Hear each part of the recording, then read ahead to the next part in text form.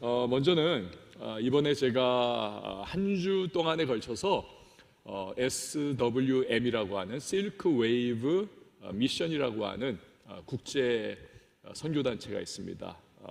한국 이사들과 그리고 또 미국 이사들 함께하는 그러한 국제이사회인데요.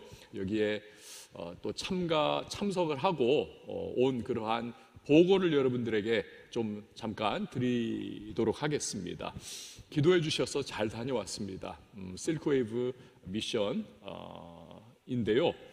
이 실크 웨이브 그러면 여러분 연상되는 게 하나 있죠. 실크 로드가 연상되지 않습니까? 그 중국으로부터 시작해가지고 아라비아 반도 쪽으로 쫙 그 당시 무역로가 열렸지 않습니까? 실크 로드. 그것에서 이렇게 따온 건데 그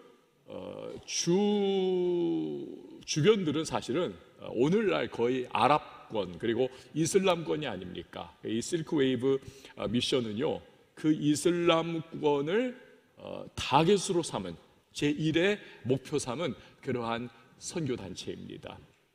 원래는 기도 모임으로 성도님들이 함께 그 아랍권에 대한 여러분 우리의 생각은 굉장히 좀 부정적이고 또 두려움이 있고 그리고 참수당하는 그러한 영상도 우리 돌았었고 그렇기 때문에 굉장히 공포가 좀 있는 저긴 안 돼, 복음이 잘 안 들어가는 곳이야 라고 하는 그런 마음이 있잖아요. 그러나 성도들이 먼저 모여가지고 아랍권을 품고 기도했던 그 모임에서 시작이 된 겁니다. 그리고 거기에 목사님들이 이제 합류하게 되고 나중에는 이제 많은 교회들이 함께하면서 이 아랍권, 이슬람권을 아우르면서 그곳에 복음을 전하고 있는 선교사님을 직접 파송을 하지는 않습니다. 이미 아랍권과 이슬람권에서 선교 사역을 하고 있는 분들, 그리고 작지만 가정교회와 같은 그런 모양이라 할지라도 교회 개척 사역을 하고 있는 그러한 분들을, 또 현지인들을 우리가 재정적으로 또 영적으로 돕는다라고 하는 그러한 목표를 가지고 있는 이 단체인 것입니다. 그래서 함께 요르단이라든지 시리아라든지 그리고 사우디아라비아 그리고 터키 이러한 나라들의 이 선교사님들, 이분들을 함께 이렇게 이번에 다 소집을 해가지고 우리가 그분들로부터 지금 코비드 기간 동안에 모이지 못했었기 때문에 오래간만에 모이는 건데 그 기간 동안의 상황이 어땠고 그 현장들에서는 어떠한 일들이 일어났고 하나님께서 어떻게 역사를 하셨는가, 이 부분들을 우리가 브리핑을 받고 또 기도의 제목을 삼고 앞으로는 우리가 어떻게 해야 되겠다라고 하는 그런 전략을 세우는 굉장히 중요한 시점이었습니다. 우리 교회는 제가 이제 작년 말에 이사가 됐으니까 작년 말부터 이제 시작이 된 거예요. 그 안에 들어가는 것이. 그래서 교회 개척 사역을 이슬람권에서 하고 있는 한 58명이 있습니다. 근데 그분들 중에 우리 교회도 2분을 이제 입양 같은 걸 한 거죠. 그래가지고 저희 교회가 재정 지원을 하면서 또 함께하는 그러한 사역에 우리도 동참을 하게 된 것입니다. 그런데 이번에 이 SWM 그 국제이사회를 하면서 굉장히 도전을 받은 게 있어요. 그것이 뭐냐면 지나간 2013년도, 그러니까 약 10년 전 정도죠. 그때 터키에서 1,500명의 크리스찬이 모이는 연합 집회가 열렸습니다. 여러분, 이건요 터키 2000년 기독교 역사상 최초의 그리고 가장 강력한 연합 모임이었어요. 여러분, 터키가 기독교 역사가 2000년입니다. 우리나라 지금 100년 조금 돼가고 있는 거 아닙니까? 그런데 터키는 2000년이에요. 그렇죠? 사도 바울이 1세기에 소아시아, 즉 터키 지역에서 복음을 전했습니다. 그리고 교회들이 세워졌죠. 소아시아 7교회, 에서부두사빌라, 에베소, 서머나, 두아디라 이런 교회들. 그때로부터 시작해가지고 교회가 계속해서 이어져 내려오다가 어떻습니까? 콘스탄티노플, 이 서로마 제국이 망하고 나서 콘스탄티노플, 이 동로마 제국은 그러나 1100년을 유지를 합니다. 하지만 1453년도에 어떻습니까? 그 오스만 투르크가 결국 함락을 시켜버리죠. 콘스탄티노플을. 그러면서 칼이냐 코란이냐 역시 대입이 되는 겁니다. 많은 사람들이 살겠다고 코란을 붙잡죠. 그리고 개종을 합니다. 이러면서 기독교가 거의 박멸이 되어버리고 말았어요. 그러니까 2000년의 역사를 가지고 있는 터키지만 그럼에도 불구하고 교회가 정말 열 손가락이 안 될 정도로 너무나 미미했었고 크리스찬의 숫자도 이건 뭐 셀 수가 없는 정도예요. 몇천 명 정도, 1억 한 5천 정도 되는 터키 인구 중에서 그러니까 뭐 0.5 몇몇 퍼센트 정도밖에 안 되는 그러한 곳인데 그곳에서 1,500명의 크리스찬이 모이는 대형 연합 집회를 했다. 이건 엄청난 겁니다. 그러니까 그 터키의 그리스도인들은 거의 다 모인 것이고 한국과 미국의 크리스찬들이 지원 사격하듯이 그곳에 함께 가가지고 그 유적지에서 함께 찬양하고 기도하고 말씀을 나누고 이런 어마어마한 일이 터키 기독교 역사 2000년 후에 일어나게 된 것입니다. 그런데 하나님께서는 언제나 이 크리스찬들이 한 마음을 가지고 하나님을 노래하고 예배하고 모이는 것을 너무너무 중요하게 여기십니다. 그리고 그곳에 임재를 하세요. 여러분 오늘도 여러분이 TV 앞에서 혼자 있으면서 예배를 드릴 수도 있지만 이 공동체로서의 예배, 여기 기름 부으심이 특별하지 않습니까? 그런 것처럼 함께 그들이 1,500명이 모여서 2013년도에 예배하고 찬양하고 주님을 경배하면서 그 목소리 높여서 하나님 앞에 간구의 기도를 올려드렸을 때 그 터키의 공중의 권세를 잡고 있던 이 악한 영의 세력, 그 빽빽한 먹구름과 같이 끼어있던 그 악령의 세력들 사이에 뚫고 들어오신 하나님의 역사가 임했어요. 그래가지고 브레이크트루죠. 완전히 이 영적 돌파의 역사가 일어나가지고 그 터키 교회가 힘을 얻었습니다. 용기를 얻었습니다. 정말 미진했던 그들인데 우리도 할 수 있구나 라고 하는 그런 자부심과 자신감을 가지고 이 사람들이 전도를 시작하고 정말 가정교회 같은 그러한 초대교회에 있었던 가정교회와 같은 그러한 교회들이 터키 전역에 하나둘씩 생기기 시작하고 이게 퍼져나가면서 기독교인 숫자도 조금씩 더 늘어나게 되고 나중에는 어떤 일이 일어났냐면요, 터키 기독교 2000년 역사상 최초로 이 터키 사람들이, 터키 그리스도인들이 인근의 그 이슬람 국가에 선교사를 파송을 합니다. 이게 있을 수가 없는 일이었어요. 그들로서는 상상할 수 없는 일들이었는데 2013년에 1,500명이 모이는 연합집회 이후에 그런 일이 일어나게 되었습니다. 놀라운 것이죠. 그래서 2027년도에는 우리가 이번에 결의를 했어요. 7,000명이 모이는, 7이라고 하는 숫자가 굉장히 상징적인 게 있잖아요. 7,000명이 모이는 연합집회를 우리가 다시 한번 하자.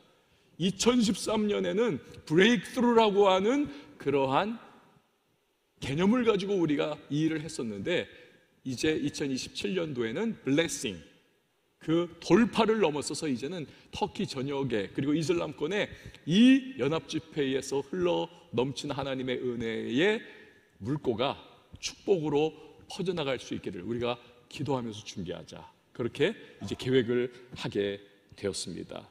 이 이사회를 다 마치고 나서 정말 아침부터 저녁까지 얼마나 강행군이었는지 몰라요. 정말 힘들었습니다. 저는 갔다 와가지고 이틀 정도 몸살 걸려가지고 하여튼 교회 나오지도 못하고 그러고 있었을 정도로 굉장히 힘들었어요. 빡빡했어요. 그 국제이사회를 그 바툼이라고 하는 지역, 여기서 가졌었는데 터키에서 한 비행기로 1시간 정도 걸리는 지역입니다. 조지아라고 하는 나라의 바툼이라고 하는 도시였어요. 거기에서 이제 가지고 나서 다시 경유지, 이 허브 공항이죠. 이스탄불 공항, 허브 공항으로 돌아와서 이스탄불에 있는데 주일날이 되었습니다. 그래서 선교사님들이 모여서 예배드리는 처소에 가서 거기서 말씀을 전하고 그리고 은혜를 나누고 나서 이분들이 이제 식사에 제가 초대를 한 거예요. 거기 이제 한식집이 몇 개가 있는데 여러분 해외에서 한식 먹으면 굉장히 비쌉니다.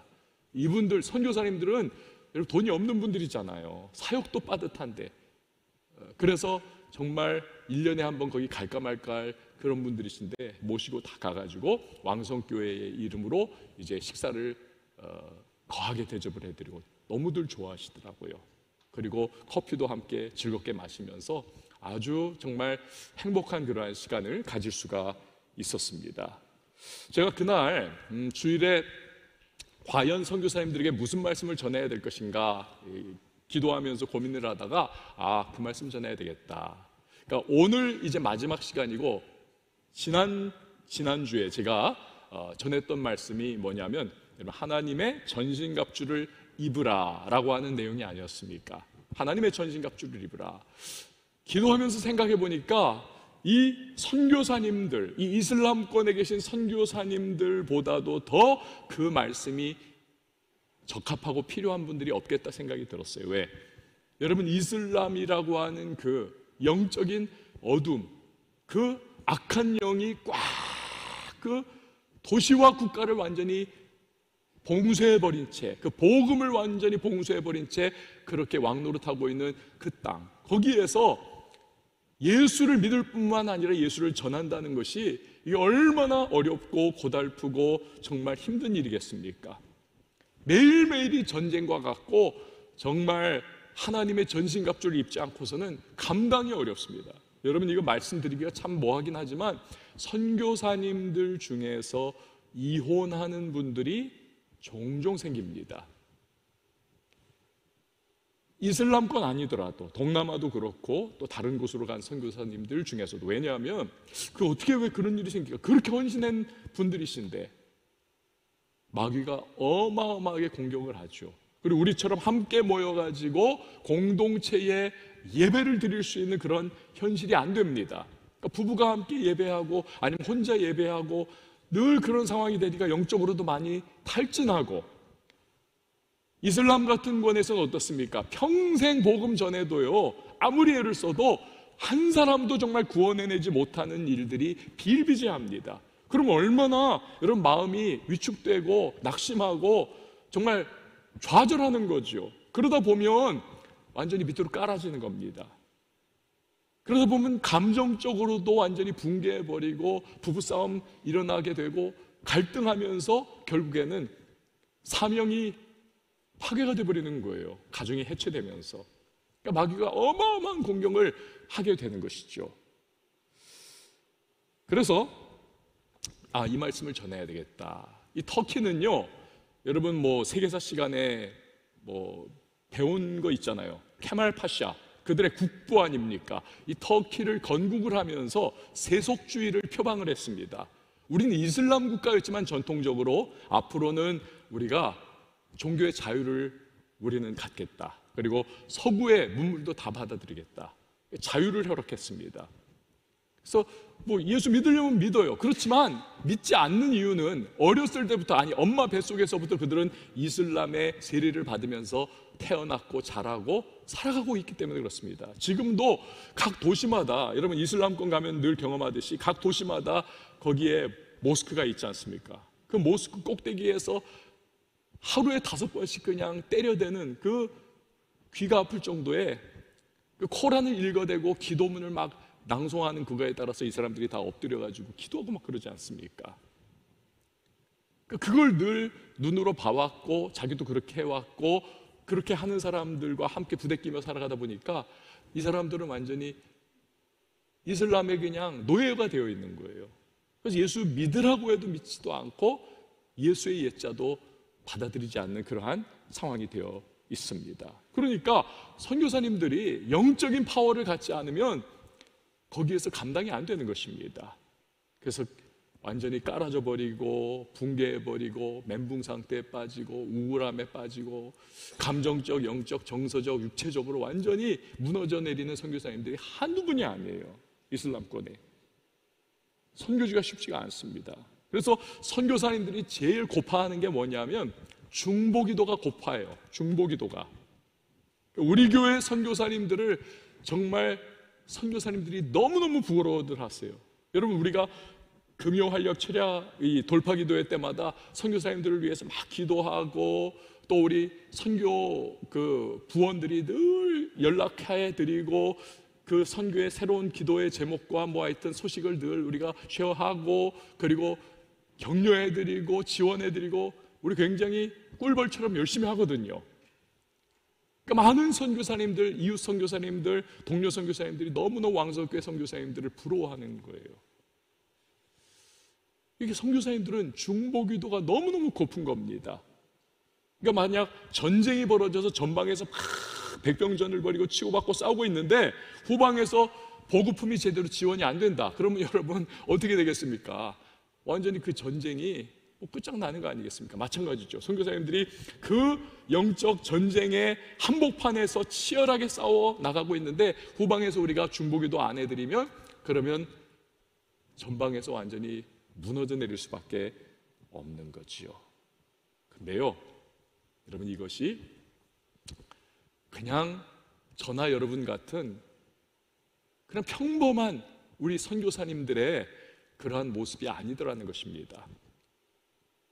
위대한 사도요, 위대한 선교사요, 모든 선교사님들이 사표로 삼고 있는 사도 바울께서도 이 중보기도의 필요성과 중요성을 오늘 이 본문에서 강조에 또 강조를 하고 있습니다. 너무 강조를 하니까 이 에베소서의 대단원의 막을 내리는 이 마지막 시간에 자신에 대한 중보기도를 요청을 하고 있잖아요. 여러분들이 다 같이 19절에서 20절 말씀 우리 같이 한번 읽어보도록 하겠습니다. 시작.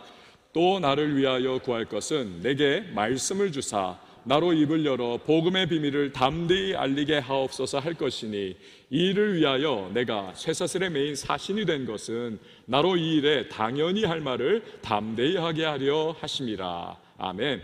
여러분 바울이 누군가요? 그야말로 영권으로 그냥 똘똘 뭉쳐있는 영적인 그냥 그러한 분 아니십니까? 어디를 가든지 그는 정말 그냥 막 돌파해내는 사람 아닙니까? 열혈남아. 게다가 성령 충만해가지고 그냥 손을 얹으면 병이 떠나가고 귀신이 쫓겨나가고 심지어는 죽은 사람이 살아나고 이적과 기사가 나타나고 여러분 사도 바울은 삼층천 즉 하나님 계신 천국에까지 그 영적으로 끌려 올라가서 거기에서 말할 수 없는 신비스러운 주님의 말씀을 듣고 다시 이 땅으로 그 영이 보내줬던 그러한 어마어마한 체험을 했던 사람이 아닌가요? 그게 사도 바울이에요. 근데 이런 바울이 에베소 교인들에게 보내는 편지, 이 에베소서를 마무리하는 이 상황 속에서 나를 위하여 기도해 주십시오.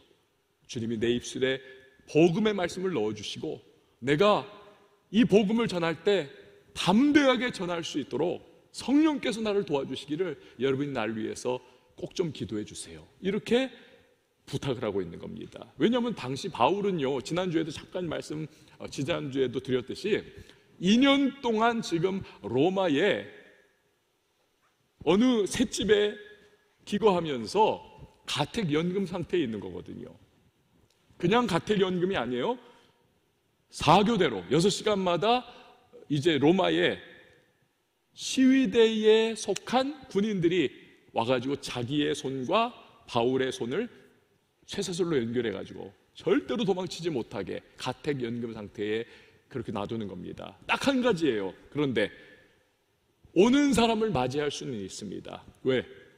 가택연금 상태에서는 먹고 살 수 있는 노동을 못하니까 사도 바울을 찾아와서 누군가가 공개를 해주고 뭔가 하여튼 돈이라도 좀 주고 또는 만나러 와가지고 또 뭔가 도움을 줄 수 있는 그런 환경을 그래도 마련해 줘야 되잖아요, 로마가. 그러니까 사람을 만나게 해줬습니다. 사도행전을 보면은 바울의 2년 동안의 가택연금 시절에 많은 사람들이, 특별히 유대인들이, 유대교를 믿던 유대인들이 바울의 소식을 듣고 와가지고 바울과 대화를 나눕니다. 뭐 그 중에 또 예수 믿는 분들도 있었겠죠. 이렇게 저렇게 해가지고. 그래서 바울과 함께 시간을 보내고 예수 그리스도의 죽으심과 부활에 대한 그 복음의 메시지를 들으면서 그들이 변화를 받고 또 뒤집어지고 회심하는 그런 역사들이 일어나고는 하는 것입니다. 그런데 그들뿐만이 아니었습니다. 사도 바울과 손과 손이 함께 착고에 매어가지고 그렇게 밀착 감시를 하고 있던 이 시위대 병사들조차도, 여러분 우리가 카페에 가가지고 이렇게 앉아있다 보면은 가끔 그럴 때가 있습니다.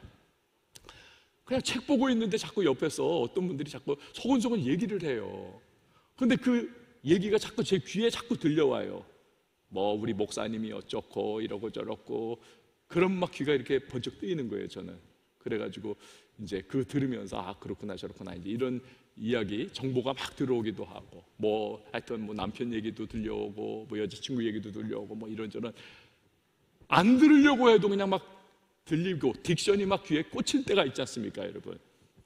근데 이 시위대 병사들이 사도 바울과 방문자 간에 오고 가는 그 복음에 대한 메시지들, 이 대화, 안 들으려고 해도 너무 가까운 거예요. 안 들으려고 해도 들을 수밖에 없는. 그러다 보니까 이 시위대 병사들 중에 적지 않은 사람들이 나중에는 회심해서 그리스도인이 됩니다.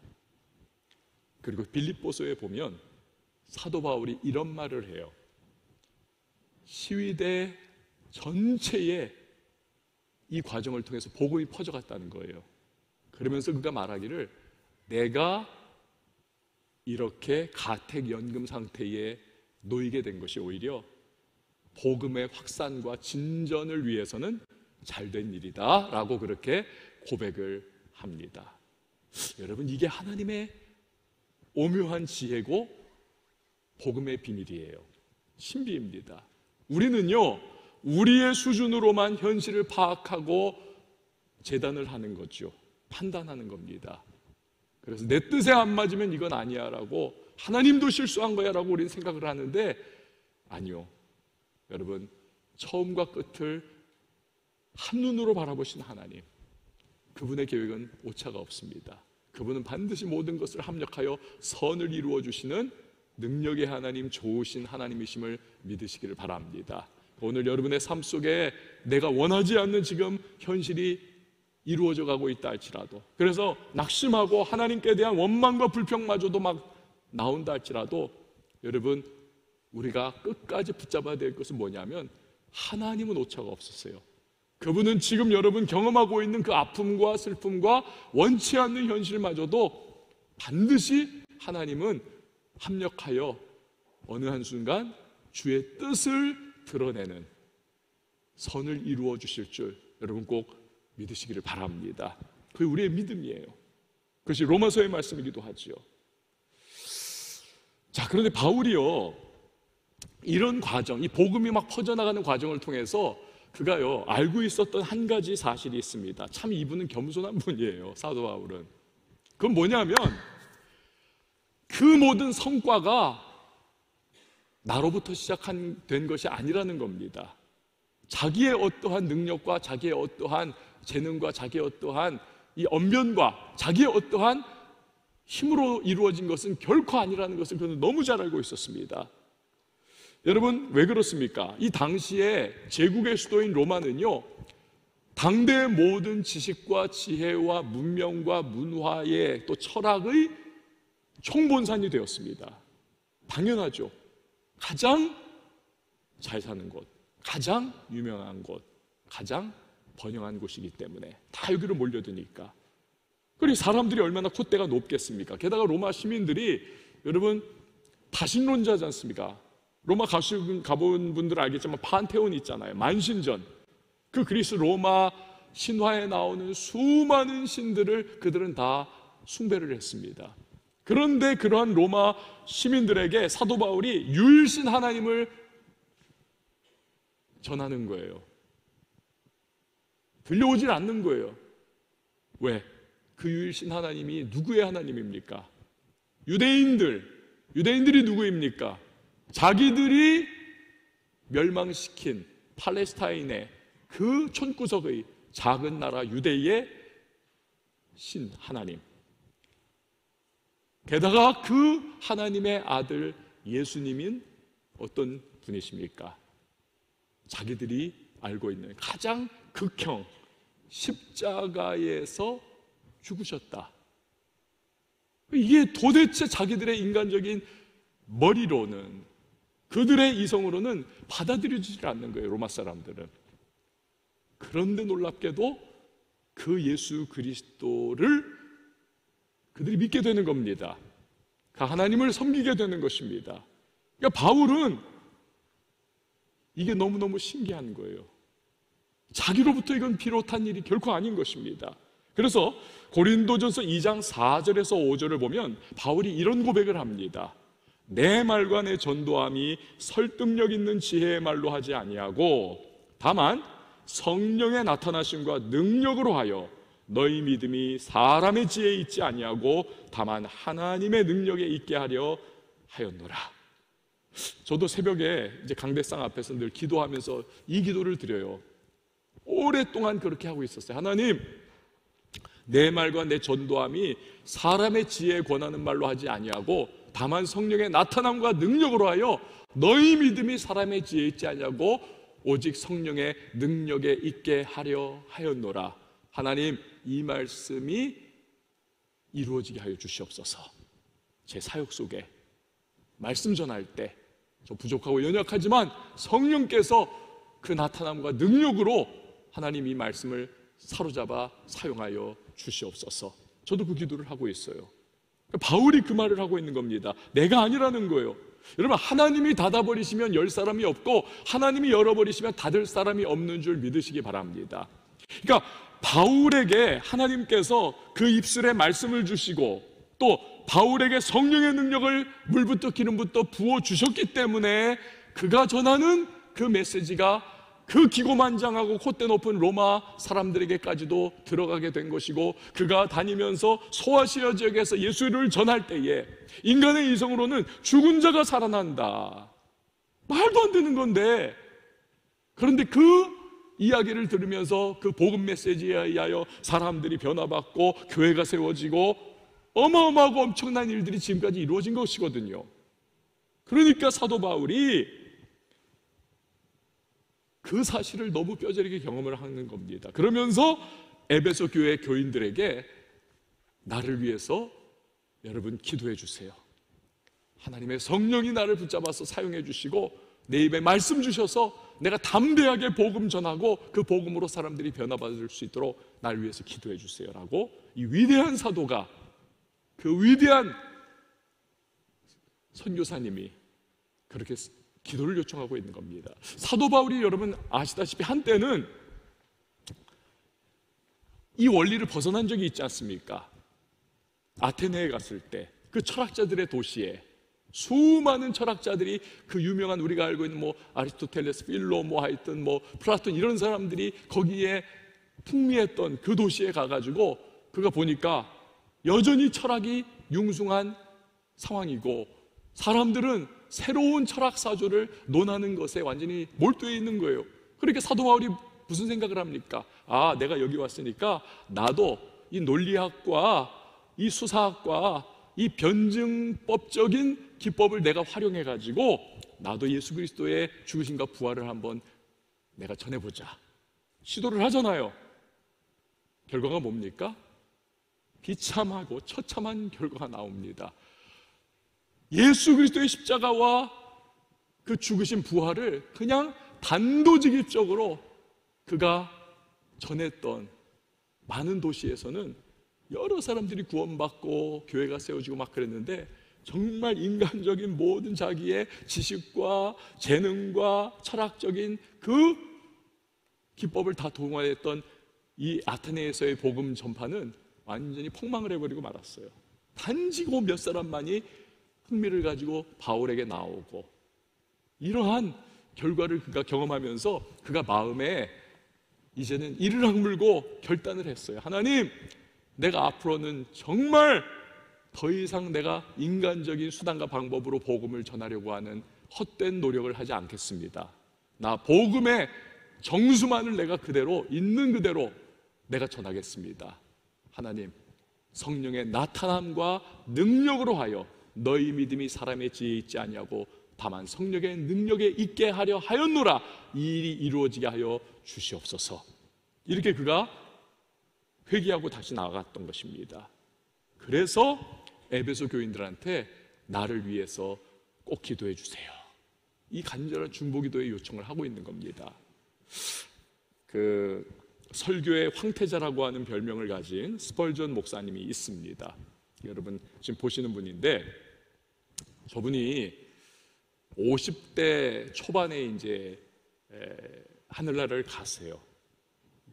워낙 정말 설교를 너무너무 잘하셔가지고 지금도 제가 지금 봐도 야, 어떻게 설교를 이렇게 하냐, 죽었다 깨도 이런 설교는 난 못한다, 그런 분이십니다. 16살 때부터 저분은 설교를 하셨고요, 아주 그냥 새파랐을 때부터 막 교인이 수천 명 막 그랬었던 분이신데, 나중에 저분이 최전성기 때, 목회 최전성기 때 런던의 메트로폴리탄 태버네클이라고 하는 교회를 담임을 하는데, 그때 그 교회 교인이 매주 예배를 2만 명이 드렸습니다. 여러분 지금도 5천 명 이상이면 메가처치로 분류를 해요. 메가처치, 거대 교회로. 그런데 그 당시 2만 명입니다. 인구 비례해가지고 지금하고 한 요 정도 올 거예요. 지금 인구에 비하면. 그런데 그 당시에 2만 명이다. 지금으로 따지면 거의 한 20만 명 되는 거예요. 20만 명. 당시 세계 최대 교회였습니다. 그러니까 많은 뭐 전 세계에서, 하여튼 유럽에서 야, 저 스펄전 목사님의 교회가 어떻게 저렇게 부흥하고 저렇게 성장했을까 해가지고 막 이렇게 탐방객들이 오는 겁니다. 그러면 이 스펄전 목사님이 주일에 그들을 만나가지고 이제 탐방객들은 그 목회 비밀도 이렇게 비결도 알려줘야 하고 그 뭐 하여튼 보여주는 것도 있어야 되잖아요. 그럼 대부분 뭐 합니까? 이렇게 모셔가지고는 일단 본당을 보여주는 거예요. 그리고 웅장하고 의리의리한 2만 명이 예배드리는 그 거대한 본당, 입이 딱 부러지게 하고 그 다음에 이제 뭐 이런저런 얘기를 하겠죠.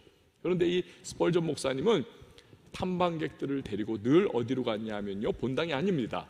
지하실로 데리고 갔다고 합니다. 그리고 그 지하실의 작은 방, 그 방에서 그런데 무슨 일이 있었냐 하면 그 100몇십 명 정도 되는 교인들이 눈물을 흘리면서 주일날마다 거기 모여 기도를 하는 거예요. 하나님, 우리 스펄전 목사님이 예배를 인도하고 설교하실 때에 성령의 역사가 불같이 일어나서 참여하는 모든 성도들이 하나님 앞에 진정으로 나아가게 하시고, 쉐키나의 거룩한 임재가 우리의 예배 현장에 임하여 주시고, 불신자가 섞여 있다면 그들이 말씀으로 도전받고 변화받아 하나님 백성 되게 하시고, 죄에 얽매여 있는 자들이 있다면, 사단의 사슬에 묶여 있는 자들이 있다면 자유를 누리는 역사가 나타나게 해달라고 그들이 늘 매주마다 모여가지고 그렇게 간절히 기도를 했다는 거예요. 그 모습을 보여주면서 스펄전 목사님이 이게 저의 목회의 비밀입니다. 그리고 이곳이 우리 교회의 영적 발전소입니다. 늘 그렇게 탐방객들에게 설명을 했다고 합니다. 그런데요, 그렇게도 엄청난 부흥과 성장을 자랑했던 이 메트로폴리탄 태버네클 교회가 스펄전 목사님 그 교회 떠나시고 나서 얼마 후부터 꺾이기 시작하고, 몇 년 지났을 때는 다 흩어져 버리고 노인들만 좀 남아가지고 그냥 예배하는, 너무나 무기력하고 너무나 패잔병과 같은 모습으로 바뀌고 말았어요. 나중에 교회 사가들이 그 모든 그 교회의 흐름을 연구하고 나서 내린 결론은 이겁니다. 기도가 사라졌을 때 성령께서 그 교회를 떠나가시고, 그래서 그 교회가 주저앉고 말았다는 것입니다. 여러분, 교회에서 기도의 불꽃이 꺼져버리면, 우리 청년교회도 그렇습니다. 각 부서도 그렇습니다. 청년교회에서 기도의 불꽃이 꺼져버리면, 각 부서에서 기도의 불꽃이 꺼져버리면 청년교회 부흥의 불꽃도 꺼지게 됩니다. 각 부서의 부흥의 불꽃도 꺼지게 됩니다. 우리 교회 부흥의 불꽃도 꺼지게 돼요. 그러나 우리 교회에서 기도의 불꽃이 뜨겁게 타오르면, 우리 청년교회에서 기도의 불꽃이 뜨겁게 타오르면, 우리 각 부서에서 기도의 불꽃이 뜨겁게 타오르면 여러분 교회가 부흥을 하게 되고 청년교회가 살아나게 되고 또한 각 부서가 왕성하게 힘을 얻게 되고 우리 교회가 하나님의 영광이 드러나는 현장이 될 뿐 아니라 우리 교회만이 아니라 우리 교회에서 역사하시는 그 성령께서 우리를 사용하셔서 이 도시를 변화시켜 주시고 이 도시에 그치는 것이 아니라 서울을 뒤집어 움직여 주시고 서울만에 국한하는 것이 아니라 대한민국을 또한 움직여 주시고 대한민국만이 아니라 여러분 열방까지도 하나님의 놀라운 영광의 빛을 비추어 주신다는 사실을 여러분 꼭 믿으시길 바랍니다. 우리가 기도하는 것이 너무 중요한 거예요. 우리가 기도하고 하나님의 얼굴을 구하고 우리 청년교회가 하나님 앞에 간구하고 부르짖을 때 여러분 그 어떤 프로그램도요, 그 어떤 것도요 기도를 능가할 수 없어요. 왜? 기도는 하나님의 역사가 나타나는 통로이기 때문에, 성령의 역사가 나타나는 통로이기 때문에 기도하면 놀라운 부흥과 성령의 역사가 그 거룩한 불꽃이 당겨지고 하나님의 영광이 임하게 된다는 사실을 우리는 절대로 잊어서는 안 되는 것입니다. 그래서 여러분 제가 금요 돌파 기도회 때 여기 오시는 분들은 아시잖아요. 제가 축도 이전에 이제 마지막 마무리 기도하면서 꼭 하는 제 기도 멘트가 뭡니까? 하나님, 우리 이 기도 모임 그리고 우리 교회에 엘리야 시대에 그 이스라엘의 영적 타락, 그래서 엘리야가 어디에도 하나님을 섬기는 사람은 나밖에 없습니다, 나 너무 외롭습니다 하면서 그 멘탈이 완전히 무너졌었던 그 엘리야에게 하나님께서 뭐라고 합니까? 아니, 너는 알지 못하지만 7,000명의 믿음 지킨 사람들이 지금도 있어 라고 말씀을 하시잖아요. 제가 그래서 그 기도를 하는 거예요. 하나님, 우리 교회에 7,000의 기도의 용사가 세워지게 하여 주시옵소서. 이 7,000이라고 하는 숫자는 단순히 여러분 그냥 뭐 물리적인 어떤 숫자, 이걸 의미하는 뭐 그것도 있지만, 그러나 그걸 넘어서서 하나님께서 교회를 바라보실 때, 우리 왕성교회를 바라보실 때에 우리 교회에 하나님께서 기대하시는 청년들, 장년들, 청소년들, 어린아이들 망라해가지고 우리 교회에 하나님께서 기대하시는 기도의 사람들의 분량이 채워지는 것, 7은 완전수 아닙니까? 그 하나님이 기대하시는 숫자가 채워지는 것, 하나님께서 기뻐하시는 기도의 아름다운 열기, 하나님께서 우리에게 뜻하시고 원하시는 바, 그 기도하면서 하나님의 계시와 하나님의 비밀을, 그 하나님의 세미한 음성을 들을 수 있는 그러한 기도의 용사들, 그러한 공동체, 그러한 하나님의 백성들, 그러한 예배자들, 하나님 이것이 세워지게 하여 주시옵소서. 이걸 기도하는 거예요. 그리고 저는 여러분들에게 강력하게 요청을 드리고 도전을 드립니다.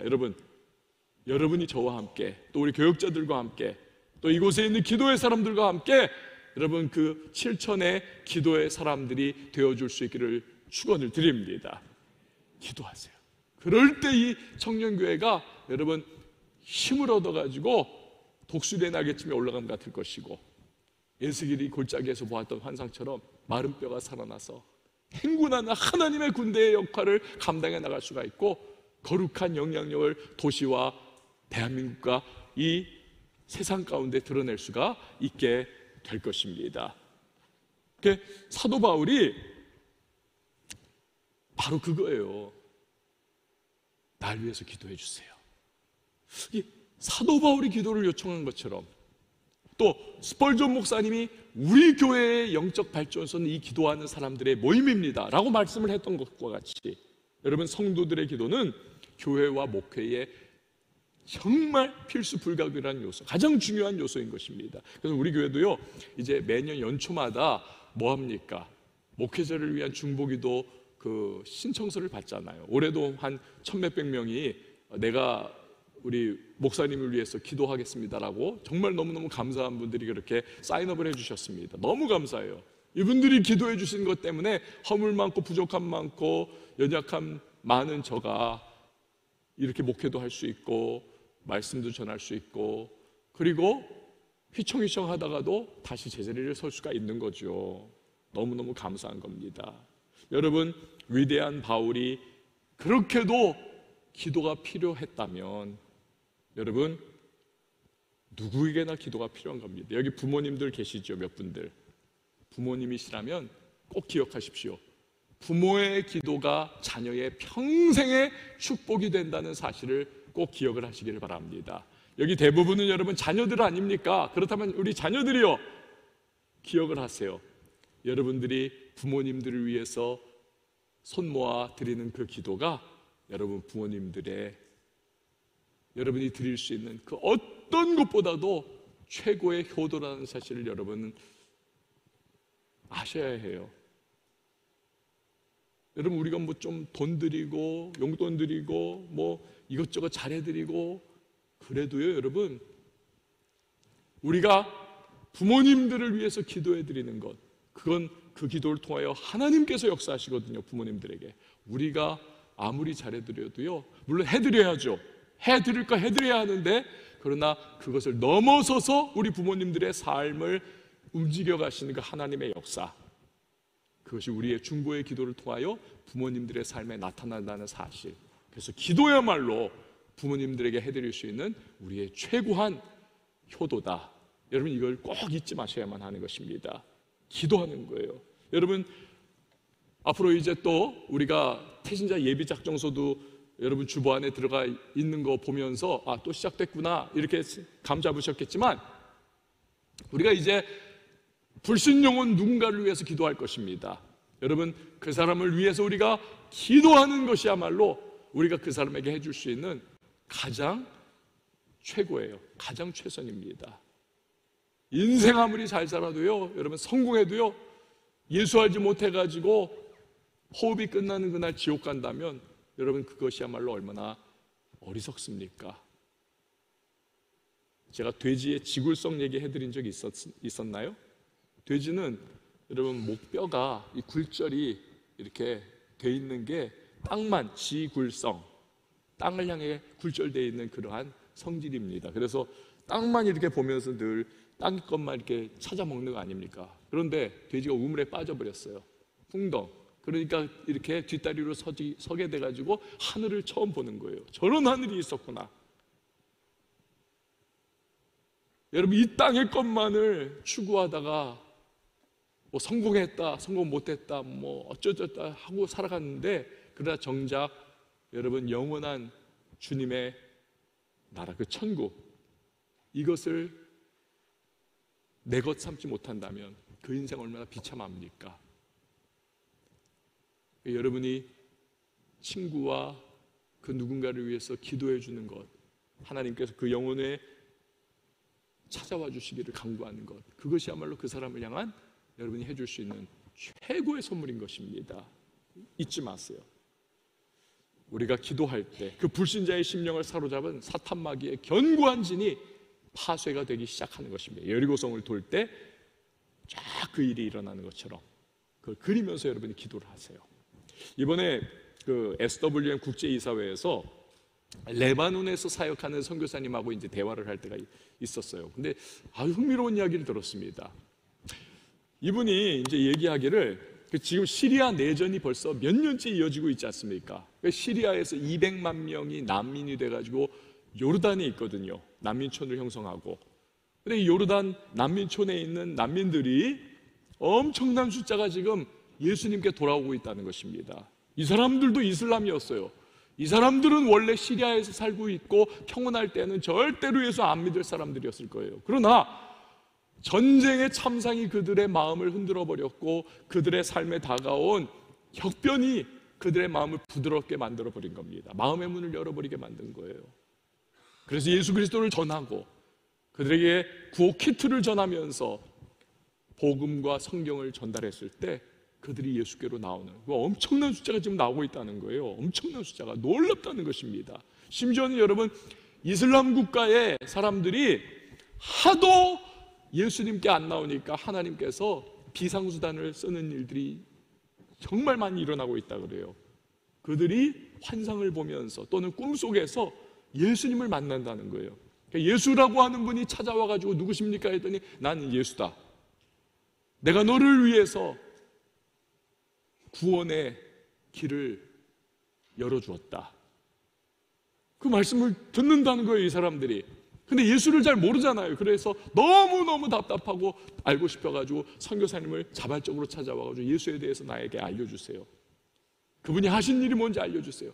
복음이 무엇인지 내게 알려주세요. 그래가지고 예수 믿게 되는 사람들이 지금 굉장히 많이 일어나고 있다는 겁니다. 그러니까 하나님이 이런 일 저런 일을 통해서 오늘날 놀라운 역사를 베풀어가고 계시는 것입니다. 저와 여러분들 대부분 크리스찬들이 여지껏 여러분 이슬람은 그 지역은 불모지야 불모지 해도 안 되는 곳이야 이런 마음이 저도 있었어요 사실은. 그래서 우리 교회도 이슬람에 대해서 별 그냥 신경 안 쓰고 있었거든요. 근데 지금 보니까 그렇지 않다는 거예요.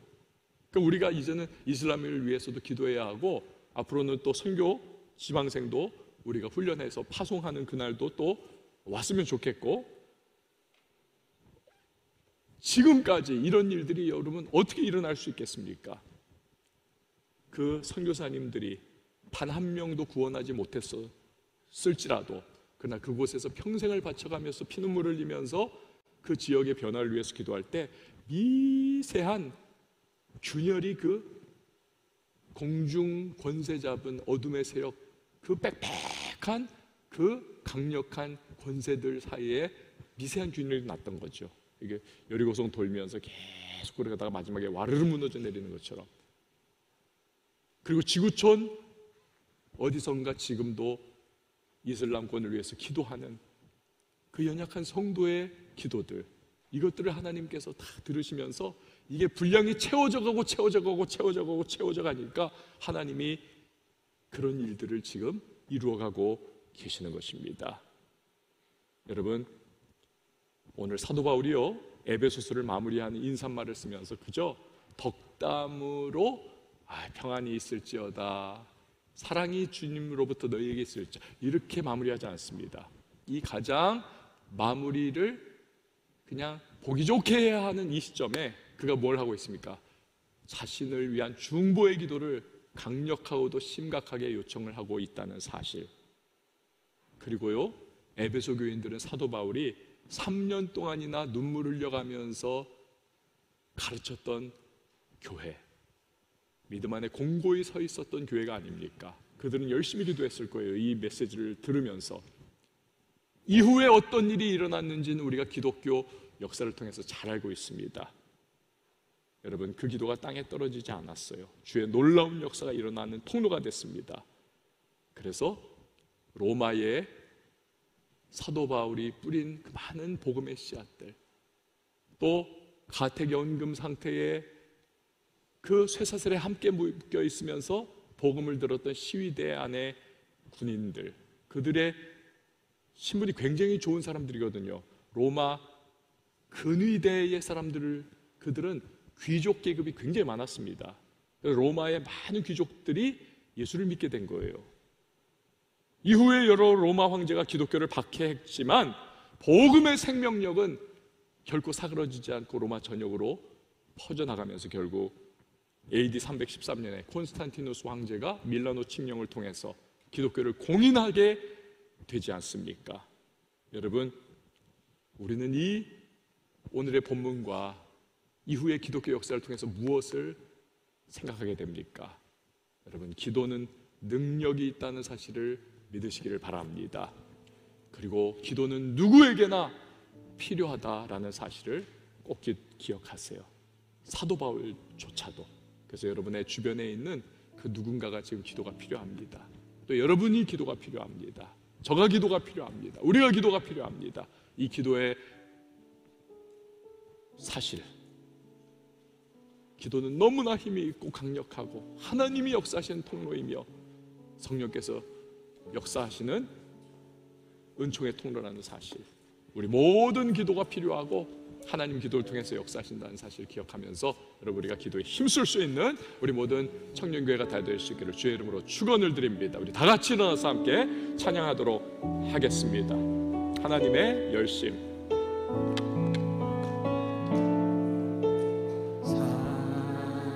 사랑하는 내가 너의 작은 노래에 귀하다. 너와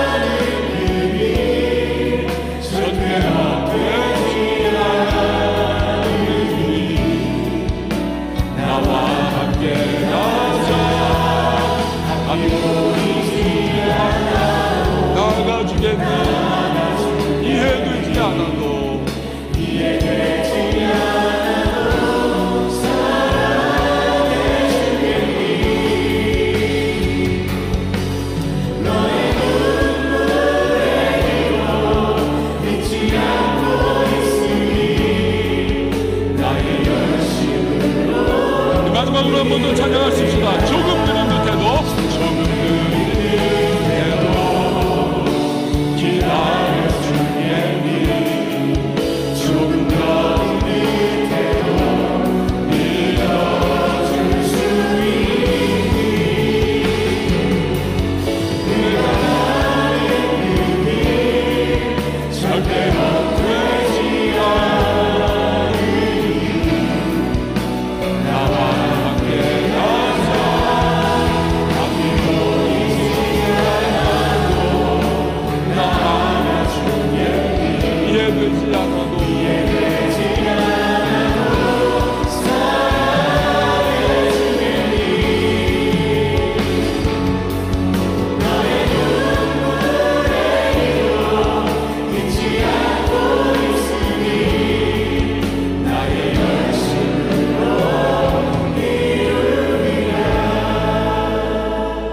여러분, 이 시간에 같이 기도하십시다. 그 위대한, 그 영적으로 정말 우리가 감히 비교할 수 없는 위대한 선교사요 목회자였던 하나님의 사람인 이 사도 바울조차도요 기도를 요청하고 있습니다. 누구에게나 기도가 필요합니다. 그런데 정작 우리는 약하고 넘어지고 흔들리고 휘청거리는 삶을 살아가면서도 기도줄 놓고 살아가는 것이 너무나 어쩌면 익숙해 있습니다. 기도의 필요를 느끼지 않으면서 그냥 육적인 그리스도인의 삶을 살아가고 땅의 것을 바라보면서 살아가는 그런 모습이 우리에게 혹시 있지 않습니까? 우리의 기도에 갈망과 갈증이 다시 회복되기를 원합니다. 하나님은 기도를 통해서 역사하시고, 하나님께서는 기도를 통하여 그의 뜻을 계시하시고, 하나님은 우리가 드리는 기도를 통하여 역사하시는 하나님이십니다. 그것이 우리의 기도의 능력이에요. 그의 기도의 약속인 것입니다.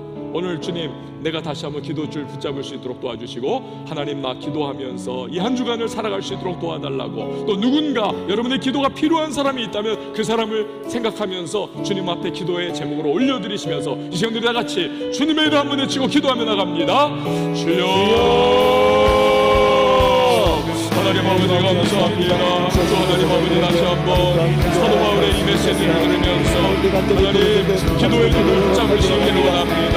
위대한 선교사요 목회자요 하나님의 사람이요 신령한 역사를 많이 베풀었던 그런 사도 바울처럼 하나님 아버지의 성령께서 역사해 주시고 자기 일신에 조금의 말씀을 주시고 담대하게 그 몸을 외치는 하나님 그 제목을 기도의 제목으로 내놓아 축복의 이름을 외치겠다고 그렇다면 우리가 얼마나 기도해야 하고 하나님의 은혜가 필요하고 하나님의 도우심이 필요한 분들입니까? 그럼에도 불구하고 우리가 놓쳐버리고 살아가며 혹시 우리의 습성이 되어버려서 이제는 땅의 것을 추구하며 아무렇지도 않게 살아가는 모든 하나님 필요한 모습들 우리 하나님 앞에 내어놓고 있는 모습이들을 다시 한번 고백하며 나갑니다. 성령님 도와주시옵소서. 기도의 갈망과 기도의 갈증을 위한 행복하게 하여 주시옵소서. 하나님 기도 없이 살아간 것이 얼마나 위험한 것이고 얼마나 그리스도인답지 못한 것이 얼마나 하나님께서 우리에게 원하지 않는 모습인지를 우리가 생각할 수 있도록 도와주시고 하나님의 능력과 기도를 통해서 말로 성령의 역사들을 기도를 통하여 일어나며 우리가 기도할 때 하나님의 영광이 드러나는 사실을 우리가 기억하여 기독해 하여 주옵소서. 주변의 기도에 하나님 은혜가 필요한 사람들만 항상 기도해 주시옵소서. 주변에 성령님 바람에 기도하게 하여 주시옵소서. 사랑하는 사람들 나 자신에게 기도하여 주시옵소서. 나처럼 어떻게 강구하고 시작이 할지라도 기도하는 사람의 나의 삶에 사랑의 주님께서 역사하시고 아버지 주님의 사랑을 역사하시며 간절한 기도 가운데 지금도 주의 삶에 돌아오신 주시옵소서.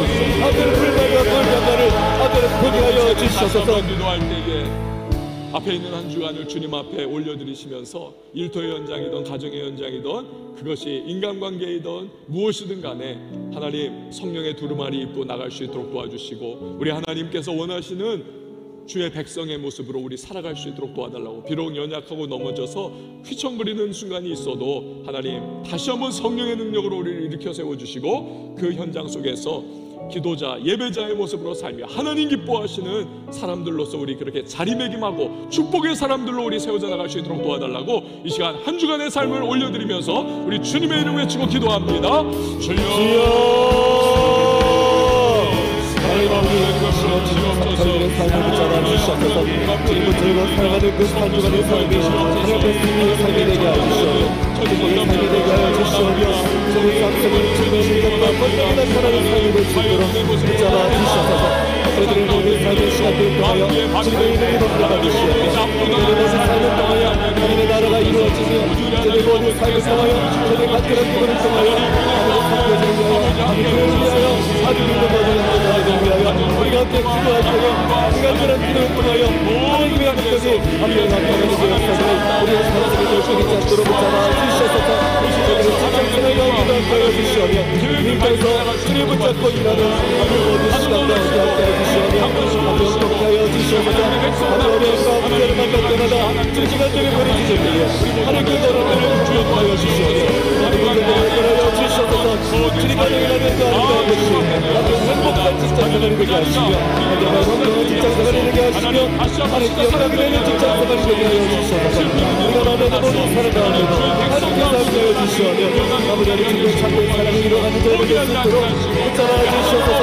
하나님 아버지 우리가 가는 것 같아서 주님의 마음을 대하며 주님의 뜻과 사랑을 이루어가며 하나님께서 맡기신 모든 삶의 가운데 우리 조상하여 주님 앞에 살아갈 수 있도록 붙들어 주시옵소서.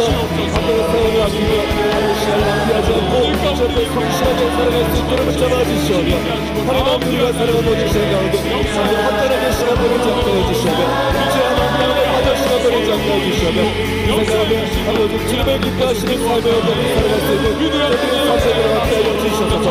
아버지의 삶속에 주님을 살게 해주셔서 우리의 감사와 기쁨이 넘치는 삶이 되게 하여 주시옵소서. 아버지 모든 시간 속에 아버지 주님 주신 것에 감사하며 주님 주신 삶을 기억해 하나님 아버지 오늘 우리 청년들 이 명절의 날에 주회전에 나왔습니다.